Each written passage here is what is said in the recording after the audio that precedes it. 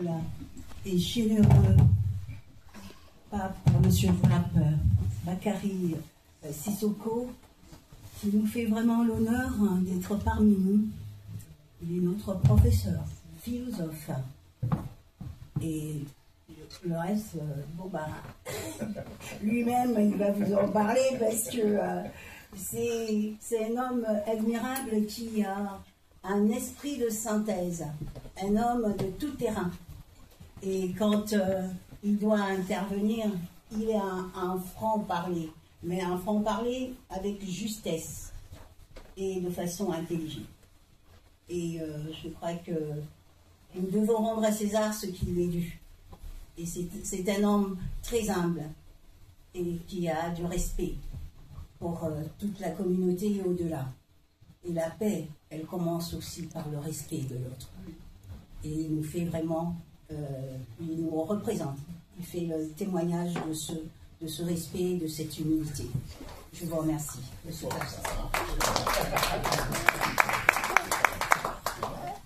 Alors, est-ce que je fais ma communication ou pas? C'est ça? D'accord, très bien. Alors, c'est à qui ça? Ah, c'est à Paulette.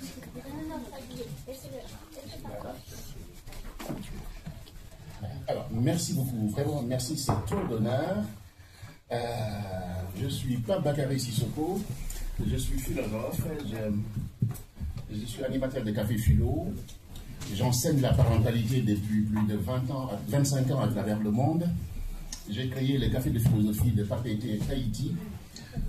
Quand je suis arrivé, ils m'ont dit un noir philosophe. J'ai dit, bah oui, ça existe. Hélas. Et si on pense loin, le premier homme, il était noir. Donc ça ne m'étonne pas que le philosophe soit noir. Voilà, mais c'était juste une plaisanterie, c'était très aimable. Je suis allé 3 fois là-bas, j'ai initié le Café Philo. À Paris, j'enseigne depuis 25 ans les questions d'interculturalité. Pourquoi j'enseigne ça? C'est quand on se rencontre, on ne se connaît pas. Il y a des préjugés, des clichés. Donc, j'ai initié cet enseignement-là à l'université, à Besançon d'abord, où j'ai fait mes études de philosophie. J'ai formé pendant 10 ans à l'UFM. À l'époque, on parlait d'UFM, Institut universitaire de formation des maîtres. Je les ai initiés à la culture africaine parce qu'ils mettaient beaucoup en échec nos enfants.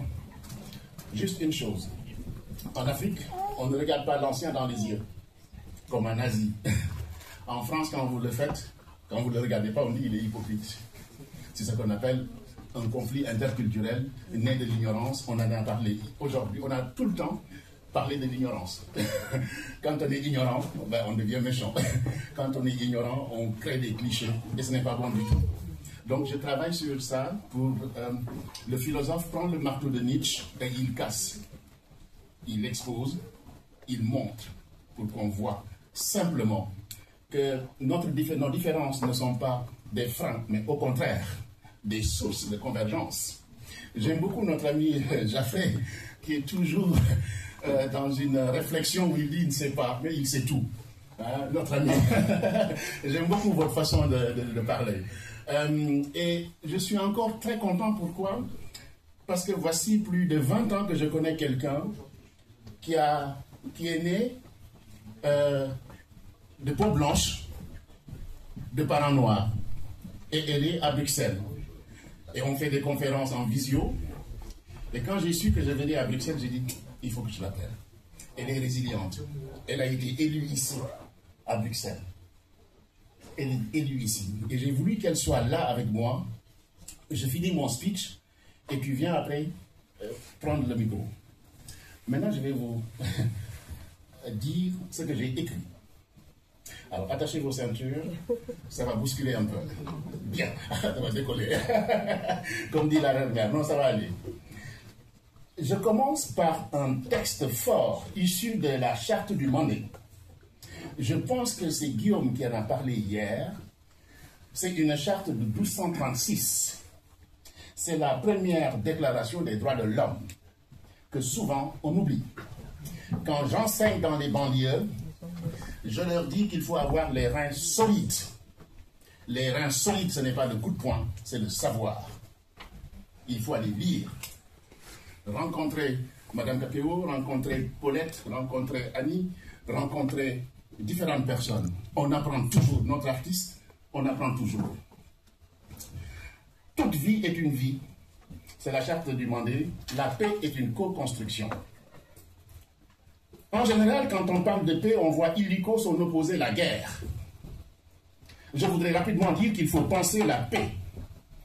Bien plus en se désaliénant, et là j'emprunte le concept à Frantz Fanon, ses habitudes de pensée. Le travail pour la paix se fait en soi d'abord. On l'oublie très souvent. Et hier, j'ai beaucoup entendu les gens qui parlent de soi, de la paix. Et je me suis dit, mais ils sont en train de marcher sur ma langue. Mais finalement, c'est très bien. Mais je suis content que les gens pensent effectivement que ça commence par soi. Comment voulez-vous être bien avec l'autre si vous êtes mal avec vous-même? Si vous ne vous reconnaissez pas, comment allez-vous reconnaître l'autre? Si vous êtes en conflit avec vous-même, on est en conflit avec soi-même, mais il y a des façons de le transcender. En philosophie, on va dire entendre son problème, l'intégrer, puis le dépasser. Parce que si vous ne le voyez pas, vous ne pouvez pas l'entendre et vous ne pouvez pas le dépasser. On discutait hier avec une merveilleuse, c'est la photographe, celle qui est au fond là-bas, qui nous a parlé d'elle, cette jeune femme.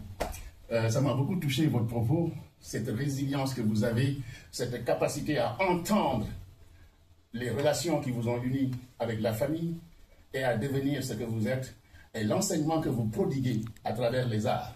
C'est cette jeune dame qui est derrière. Vous voyez que quand on se rencontre, on apprend beaucoup. Et moi, je suis un boulimique du savoir. J'apprends tous les jours. Je sais beaucoup de choses. Beaucoup. J'ai beaucoup rencontré de grands professeurs. Je suis élève du professeur Djibril Samb, qui est l'un des grands platoniciens du monde. Je suis élève du professeur Souleymane Bachir Diagne, un des 20 grands penseurs du monde. Ce sont mes professeurs.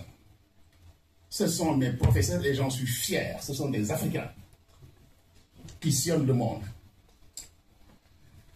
Si chacun de nous arbore une bonne âme pure, de tout mal, de toute méchanceté, ou envie belliqueuse et d'irrespect, notre société irait mieux et l'idéal fictif serait une réalité. Mais on en est loin. C'est-à-dire que le philosophe n'est pas un utopiste comme on le pense. Un citoyen vient voir le sage Socrate pour se plaindre ou lui confier une rumeur. Le mensonge, la manipulation, le faux sont des vecteurs de conflit. Et Socrate lui pose 3 questions avant de l'écouter. Le citoyen, avant d'ouvrir sa bouche, doit utiliser 3 filtres avant de décider de délivrer son message. Tu veux entendre ce que je vais te dire? Socrate lui dit non. Mais ce que tu as entendu, es-tu vraiment sûr que c'est vrai? Il lui dit non. Il lui dit, ce que tu as entendu, penses-tu que c'est juste? Il lui dit non. Je ne pense pas. Il lui dit, penses-tu que c'est utile? Il lui dit, je ne sais pas. Il lui dit non, donc tu ne vas rien dire. Voici comment la rumeur circule. Comment les gens entrent en conflit. Donc, il faut utiliser le filtre. Es-tu convaincu que tu veux me rapporter me sera utile? Il répond non.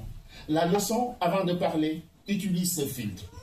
En plus, elle permet de protéger nos relations. On parlait de liens de tout temps. Alléger notre charge mentale. En choisissant le silence à la place des rumeurs, on choisit la paix et le respect. Le silence est une parole. Depuis que l'homme né bon est devenu corrompu par la société, et je me réfère, puisque je suis philosophe, à Jean-Jacques Rousseau dans son contrat social. Il dit que l'homme naît bon. Et un autre anglais, qui s'appelle Thomas Hobbes, il dit que l'homme est un loup pour l'homme. C'est-à-dire que l'homme cherche toujours à tuer l'autre, parce que tout simplement, il veut se défendre. On comprend que l'homme, dans ses liens avec les autres, est très complexe, souvent insondable. Il est maître de son être, mais bien souvent, la raison l'échappe et il dérape. L'individu dérape. Freud, dans Le malaise de la civilisation, dit ceci. La question cruciale pour la guerre, pour le genre humain, me semble être de savoir si et dans quelle mesure l'évolution de la civilisation parviendra à venir à bout des perturbations de la vie collective pour l'agressivité des hommes et leur pulsion d'autodestruction. Un jeune homme demande à son grand-père pourquoi il y a des bons et des méchants. Le grand-père lui demande, avant de répondre, tu devras me dire pourquoi le méchant est méchant, pourquoi le bon est bon. L'enfant innocent répond qu'il l'ignore. Le vieil homme lui dit, quand une personne cultive la haine et la méchanceté dans son cœur, il devient méchant. Quand il cultive le bon, il devient bon. Je parle sous le contrôle de mon doyen, Jean Blaison à la casquette. Jean, si c'est votre homme, tu me dis non, pas tu t'es trompé. Hein? Ça, c'est mon sage, Jean. Voilà. Et c'est comme ça qu'on doit apprendre aux enfants. Depuis hier, on parle des enfants, de l'éducation, etc. Vous comprendrez que pour ma part, on doit semer dans le cœur des enfants la bonté, l'ouverture d'esprit, ne pas avoir peur. Les enfants, quand ils ont peur, comme le chat, ça c'est de l'éthologie, ben, ils réagissent.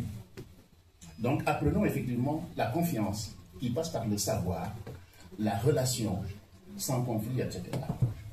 Et j'enseigne ça dans la parentalité, parce qu'il y a des parents qui éduquent par la peur. La peur n'est pas la bonne chose. L'enfant innocent répond qu'il l'ignore. Le vieillard lui dit, quand une personne cultive la haine et la méchanceté, il devient ce qu'il a cultivé. On voit ici deux idées contraires, la paix et la guerre, la violence, que les humains cultivent volontairement ou pas. Les réseaux sociaux, liés par excellence de l'anonymat, sont un terrain idéal du relâchement ou du fond de sa solitude. Un individu balance des insanités de haine et appelle au salut, ou salue les actes les plus barbares. Ils sont dans l'anonymat, ils vous agressent, ils vous envoient tout et n'importe quoi. De quel droit? Mais de quel droit? On parle d'éthique, de morale. Et Lévinas disait, regarde le visage de l'autre et tu ne lui feras pas de mal. Mais si on ne sait pas regarder l'autre, ben on l'attaque. On ne le respecte pas. En vérité, on sait que l'être humain chargé de conduire tel un cocher 2 chevaux, c'est de chez Platon, dans la République de Platon. Il prend l'image d'un philosophe qui doit conduire 2 âmes. Une âme qui cherche le bien et l'autre qui cherche le bas. C'est une mission difficile. Et Platon et Socrate diront qu'il faut apprendre à mourir à ses instincts bestiaux pour libérer l'âme. Et il dit, la philosophie, c'est apprendre à mourir. C'est-à-dire à s'épurer de toute cette méchanceté, ces haines qui nous obstruent le visage et le regard.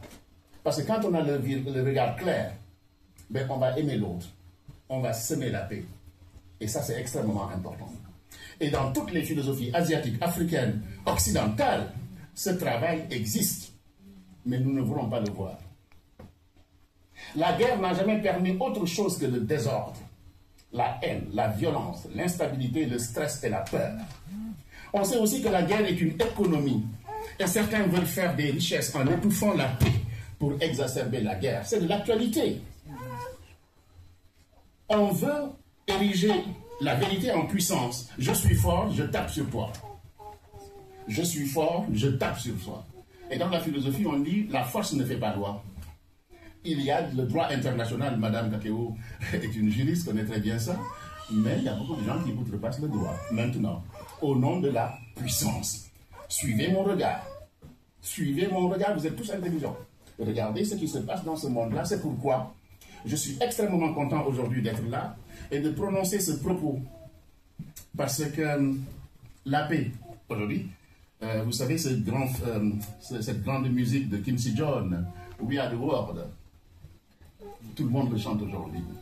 Voilà, nous sommes la paix, nous voulons la paix, etc. Il faut que les éducateurs, les parents, les enseignants adoptent des stratégies pour que les enfants, les petits-enfants transforment la peur, la crainte et les souffrances en courage. Qu'ils apprennent à coopérer dans la compréhension et le respect de l'autre. Aux enfants, à venir de la nation, il faut apprendre à désapprendre des préjugés et des clichés. Enseigner la différence, non pas comme source de peur, mais une occasion de vivre doublement par le métissage. comme disait Senghor, un rendez-vous du donner et du recevoir. La différence ne doit pas inciter à la haine qui fait mal aux âmes et fait perdre beaucoup d'énergie. Moi, quand je m'énerve, je perds des énergies. Je n'aime pas m'énerver. Et pourtant, j'enseigne le karaté. J'ai enseigné le karaté depuis 25 ans. Donc, je suis extrêmement zen, très calme. Parce que quand je m'énerve, je me disperse. Ça peut m'arriver de m'énerver. Je suis un être humain. Je vous ai dit que l'être est complexe. Mais il faut vraiment me chercher. Voilà. Et quand je dis à mes enfants, quand quelqu'un me persécute, je fuis. Mais quand je suis au pied du mur, c'est comme le chat. Le chat au pied du mur, il saute. Il donne son va-tout. C'est ça le faire. Et quand je prends cette analogie avec le monde animal, ben, ils entendent, ils comprennent plus facilement. Nous devons combattre dans les écoles, les médias, les livres, tout ce qui attise la haine et la violence pour le remplacer par la joie et la paix. Nos écoles sont des lieux de... Aujourd'hui, vous savez tous qu'il y a dans nos écoles, dans nos hôpitaux, des lieux de ségrégation, des lieux où l'autre, surtout quand on est en temps de crise, l'autre est un bouc émissaire. L'autre est un bouc émissaire. C'est le défaut, c'est le mal. Tous les problèmes viennent de l'autre. Par la connaissance, par le respect, on arrive à dépasser ça. Et ça, c'est très important, et c'est ce que j'enseigne aussi. Cela demande de s'engager, alors on se dit que faire? Ah ben, il faut s'engager. Que faire? On a tout dit. Et je pense que c'est M. Jaffray aussi qui le disait, dans une autre formulation. Qu'est-ce que nous devons faire? Mais nous devons nous engager. Il y a différentes façons de s'engager. Différentes façons de participer effectivement à cette vie de paix où la guerre serait un défaut. Nous devons combattre cette demande de s'engager, de prendre position, d'agir pour cultiver la paix. Pense la figure inspirante de Nelson Mandela, qui a passé 27 ans dans une prison. Il aurait pu être un méchant, parce qu'on l'a beaucoup brutalisé, on l'a beaucoup fait souffrir, on l'a humilié. 27 ans, il a tenu. Vous savez ce qu'il a fait? Il a travaillé avec ses gardiens. Il a enseigné aux gardiens ce qu'on appelle la psychologie sociale ou social psychologie. C'est chez Fanon qu'on trouve ça. C'est-à-dire qu'au lieu d'animaliser le patient ou le prisonnier, ben on lui pose des questions pour qu'effectivement son humanité soit entendue. C'est un humain d'abord. Et cette psychologie sociale est extrêmement importante parce qu'en l'humanisant, on lui apprend effectivement à transcender ses mots. S'il avait fait des bêtises, il va se rendre compte pour mieux avancer. Vous le trouvez chez Fanon, etc. Les conditions de détention auraient endurci et empli la haine, le cœur de n'importe qui. Il y avait beaucoup de cruauté. Il faut savoir aussi que les gardiens de prison sont des employés et des êtres humains. Il a dit, ils n'ont pas tort, il faut aussi les soigner. Mais c'est en cela que Fanon est très fort. Il ne soigne pas seulement le patient, mais il soigne le bourreau. Le bourreau qui tuait. Le bourreau qui tuait, on lui dit, tu dois tuer, tu dois faire ça. Mais c'était un malade. Quand il rentrait à la maison, il était violent avec ses enfants et sa femme. Et quand on l'a soigné, il a demandé pardon à sa femme. Parce que lui-même était ce qu'on appelle imbriqué. Et ça, il faut être conscient effectivement, et c'est la philosophie. Mais non, ce sont les relations humaines qui permettent effectivement de lever la tête et de comprendre. Si on veut comprendre. Je termine vite parce que je suis très bavard.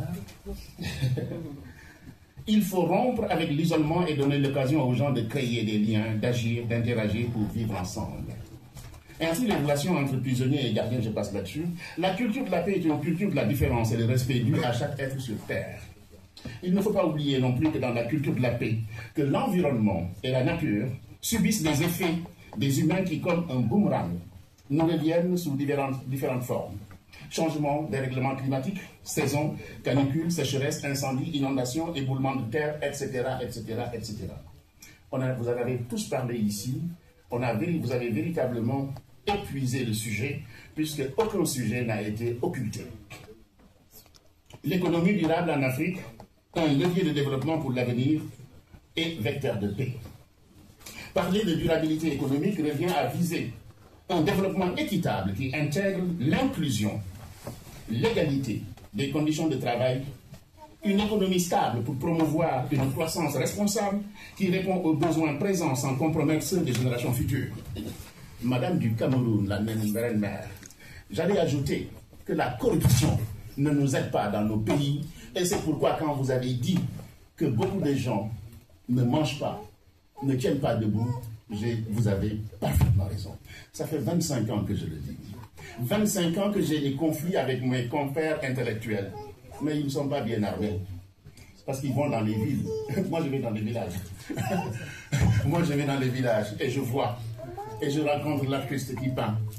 Je rencontre mon ami Colette Brou, le doyen Blaison, Paulette, qui nous raconte effectivement la vie. Mais quand on reste tout simplement dans le simulacre, mais on ne voit pas et on se trompe. La paix est une conquête, une chose à préserver sur le long terme. L'homme a voulu être maître et possesseur de la nature, c'est de Descartes. Descartes a dit, l'homme va corrompre la nature, essayer de la dominer. Mais en la dominant, il se met mal à l'aise, l'homme lui-même. Oui, parce que vous l'avez très bien dit dans vos œuvres dans plastique, la spiritualité et la capacité que vous avez d'entendre ce que nous n'entendons pas ou que nous ne voyons pas, et vous avez séjourné 4 mois dans la brousse pour entendre tout ça. Vous voyez? Donc c'est tout simplement une symbiose entre l'humain et la nature qui fait la paix possible.